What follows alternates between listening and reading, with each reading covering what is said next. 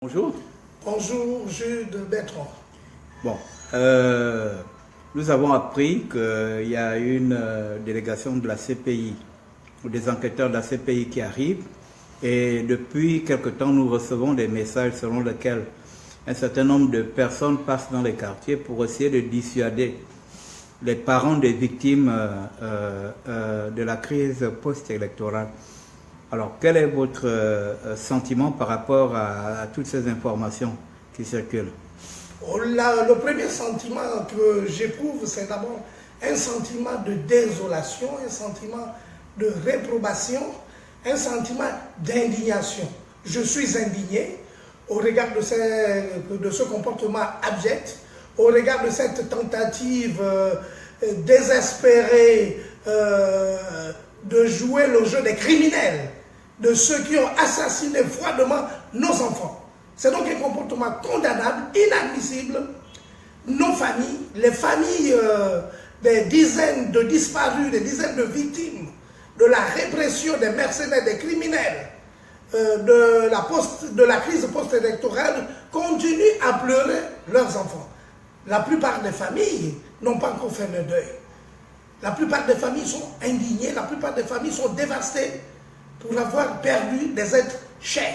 Nous, en tant que victimes également, parce que nous étions au QG, nous portons sur nos corps, sur nos âmes, les stigmates de cette répression inimaginable dans un système démocratique, de cette répression sans précédent, où des Gabonais, des dizaines de Gabonais, je disais, ont perdu la vie parce qu'ils ont défendu la démocratie, parce qu'ils ont défendu la souveraineté du peuple, parce qu'ils sont descendus dans la rue pour dire non, non à l'imposture, non au coup de force électoral. Ce sont des jeunes qui se sont sacrifiés pour ce pays et nous, à la société civile, nous menons un combat depuis 8 mois pour la justice en faveur des victimes.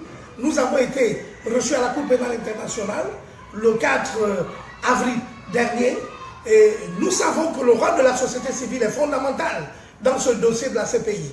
Le rôle de la société civile est fondamental parce que la société civile est aux premières loges avec les familles, aux premières loges avec les victimes, aux premières loges dans le plaidoyer, dans la dénonciation des crimes contre l'humanité qui ont eu lieu au Gabon. La société civile se tient aux côtés des victimes. La société civile se tient aux côtés des familles. Et je voudrais mettre en garde donc les hommes politiques véreux, les hommes politiques criminels, les hommes politiques irresponsables qui essayent de vouloir entraver le bon déroulement de la mission de la CPI au Gabon. La mission de la CPI, pour nous, la société civile ne doit souffrir d'aucune entrave.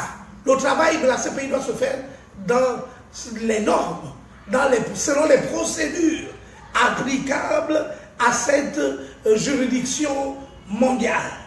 Donc, nous demandons à tous ceux qui sont impliqués dans cette tentative, je répète, désespérée, d'influencer l'enquête de la CPI au Gabon, c'est cela le manœuvre, parce qu'ils risquent d'être poursuivis comme les criminels, comme les commanditaires, comme les exécutants, n'est-ce pas, des crimes commis, comme nous le savons, au quartier général de Jamping.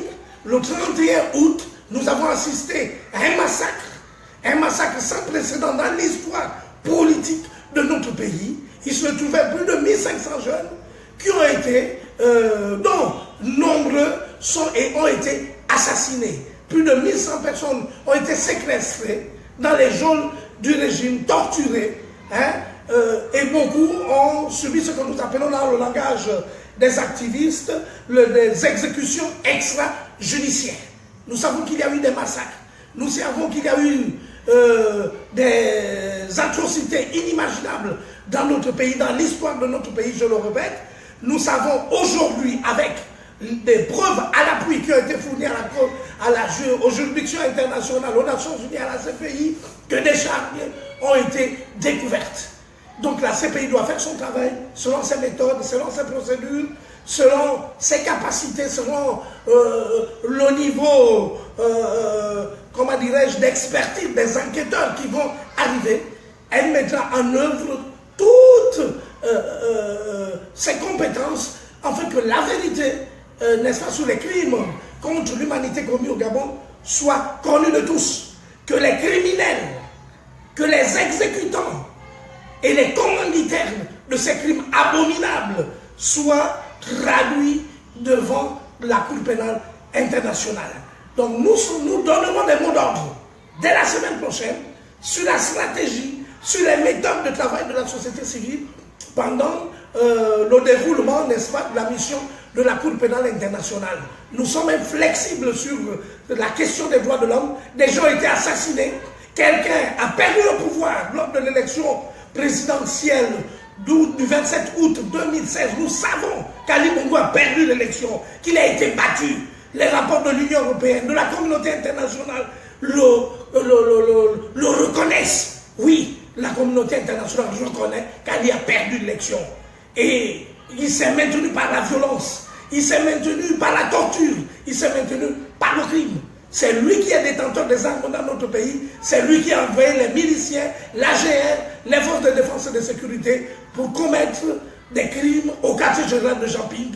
Des images, des preuves existent. Et nous, en tant qu'acteurs de la société civile, nous nous mobilisons. Nous ne nous mobilisons pas seulement au Gabon, nous mobilisons la société civile aussi internationale. Je veux dire ici que la mobilisation sera aussi effective au niveau des ONG internationales spécialisées en matière de droits de l'homme, et nous ne laisserons pas impunis ces crimes abominables commis contre la démocratie, commis contre la dignité de la personne humaine, commis contre le Gabon, contre l'intégrité de la personne humaine dans notre pays. Mais M. Georges Paga, certaines mauvaises langues disent que lors des attaques au QG du président Jamping, il n'y a eu que 3 personnes qui ont perdu leur vie. Est-ce que c'est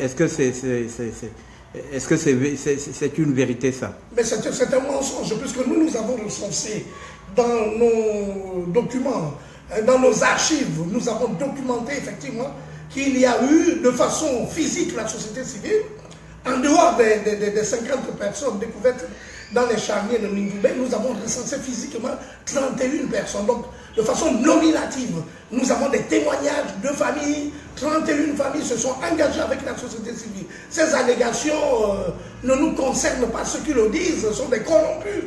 Ils ne connaissent pas la gravité des crimes qui ont été commis au quartier général de Jamping. Nous savons qu'il y a eu des massacres, non seulement au quartier général de Jamping, mais à la prison centrale de Libreville. Est-ce qu'on nous a fait un bilan sur ce qui s'est passé là-bas? Parce qu'il y a eu une mutinerie à la prison centrale de Libreville. Est-ce qu'on nous a fait le bilan par rapport à cette mutinerie? Est-ce qu'on nous a fait le bilan par rapport aux exécutions extrajudiciaires qui ont été commises, n'est-ce pas, dans les différents quartiers de Libreville, à Port-Gentil, Mouila, Franceville, Oyem, etc. Lambaréné, sans oublier Lambaréné. Il y a eu des massacres partout. Il y a eu des actes de torture inimaginables dans tout le pays. Et ceux qui veulent sauver le régime en racontant des conneries, en disant des contre-vérités, risquent d'être confondus par les preuves qui existent contre le régime, contre ceux qui ont planifié et mis en œuvre ces massacres. Mais certains disent que, voilà, si le QG a été attaqué, c'est parce que ceux qui ont brûlé l'Assemblée nationale se sont rabattus au QG. Est-ce que vous pensez que c'est une vérité, ça? Mais c'est encore une contre-vérité, c'est encore une imposture. Il n'appartient pas dans un processus politique. Lorsque les élections se sont passées sur totale liberté comme au Gabon, les Gabonais sont allés voter le 27 août. Nous savons les résultats. Le problème fondamental, c'est celui du résultat. La réaction de la population n'est que la conséquence du coup d'État. Il y a eu un coup d'État. Il y a eu un coup de force contre la démocratie, perpétré par M. Ali Bongo. Ali Bongo a perdu l'élection. Nous le savons. Aujourd'hui, le Gabon est plongé dans une instabilité. Ne nous accrochons pas aux effets du coup d'État. Le fait que l'Assemblée nationale ait été brûlée n'est que la conséquence du coup d'État.